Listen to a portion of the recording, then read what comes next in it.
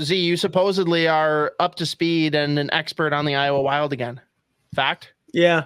Well, no, but I watched their games this past week, and then I've obviously seen.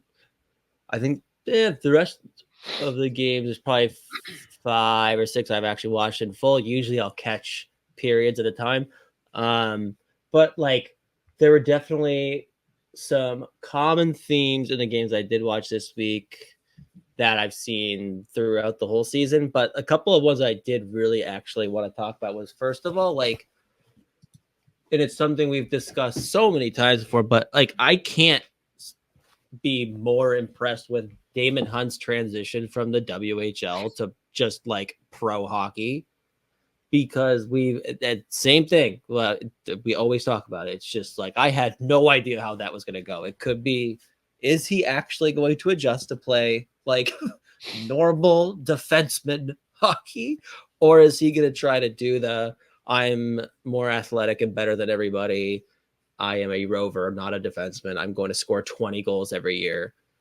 But like specifically, it was Saturday's game. I think it was Saturday's game. He was, so there was a 2-1 loss to Hershey. They didn't have like half of their lineup. They're now like, they were in 3rd place. Now they're in 4th.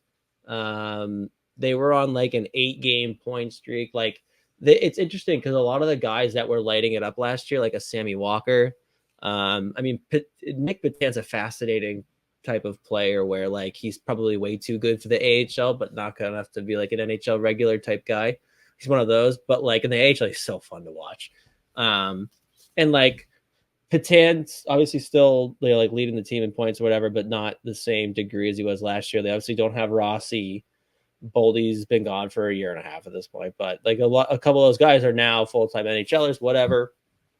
But they're getting a whole, and the thing that is actually exciting is this is the year that they really are heavily relying on like young players. So the game I watched, it was the 6 D-men. It was Damon Hunt, it was Carson Lambos, Kyle Masters, Simon Johansson, and then Ryan O'Rourke was either sick or injured, can't remember. So they had Brendan Miller playing, and they had a 7th D with Mermis.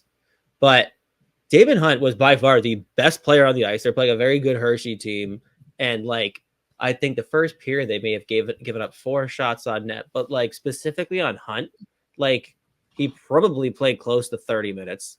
He was shutting everything down defensively, poised, decision-making was perfect, impossible to forecheck. Like he just looked like a guy who just came off like a 10-game stint in the NHL and brought that type of play back to the A. And he just looks at this point like he is just about ready to be a full-time NHL defenseman. Obviously, like he's not been given, you can't actually say that with any like real degree of confidence because it's only been a handful of games, but like just watching him play in the AHL, it's just so impressive because it was always going to be an interesting transition. But like his full, like how dedicated it's just to playing the right way. And just like, even the little decision making, like it's crazy just because he went from being just this like wild card on the ice. It was very fun and entertaining, but he's so smart. And like he was keeping gaps on guys and just deleting people. He was so smart with like when he was pinching down the wall, he won it every single time.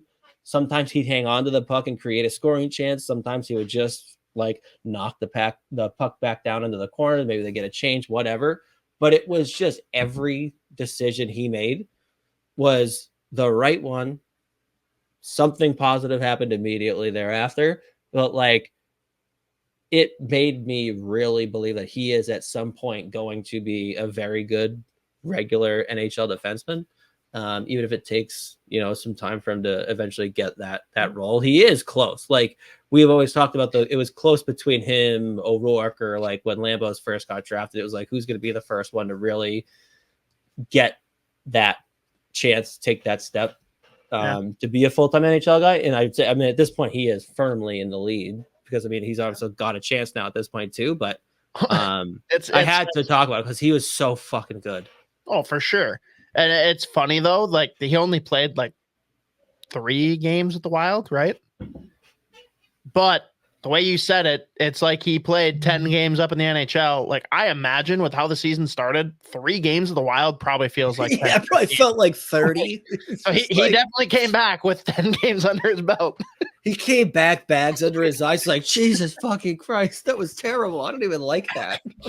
So, guys, what do you think if I just like stay here? He's like, what if we just, maybe later. Maybe we try again. They're going to call him up, be like, oh, sorry, I don't have my toothbrush packed yet. Ask someone else. I'll come next time. I can't. I don't want to. Shit. I mean, I'm hurt. Fuck. Blew my cover. But dude, he was so goddamn good that game. And it sucks because they had so many fucking scoring chances. They couldn't convert. And like another guy, and the guy that I do think is realistically, like, I think he can be an NHL defenseman, a regular guy somewhere. I think Mermis is I think he is an NHL D. Like, I think he can be a third pair reliable guy, like, that has good enough foundational tools where you're not just like throwing him on the ice to give him like 8, 9, 10 minutes. Cause I mean, he played well when he was up here. But he did the same thing. Like, he was dominating. He made the one mistake he fucking made was a real bad one. Cause like the whole game, like, he was escaping forward checks and just by himself creating transition, like flying through the neutral zone. And he tried it in the third period, like the worst possible time. Like, no one behind him to cover for him. Poke check, stripped of the puck. Like, Wallstedt makes one ridiculous save, and then the puck gets cycled back out to the point. Everyone's been stuck out there for 2 minutes, and then they get their second redirect goal of the game. They lose 2-1. But it was brutal because like Mermis was unbelievable the entire game. But I do think that's a guy, like, I think he is he can be first of all, cheap for any team, really. To like reliable third pairing D man. He skates well. He's smart. He like will chip in. Like, he's not like a black hole offensively too. Like, he can give you a little. No, he's not going to put up 10 goals, 30 assists, whatever.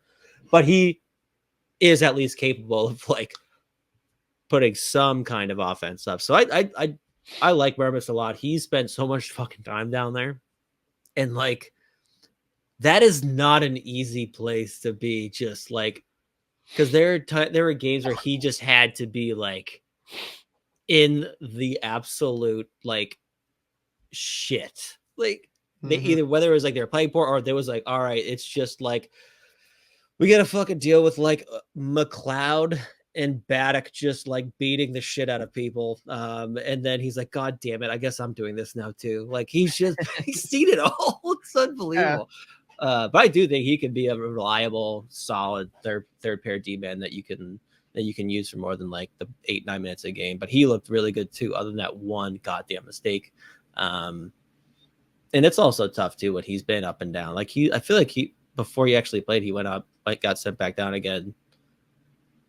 But maybe I'm wrong. Either way, not an easy like adjustment to make, but he looked real good.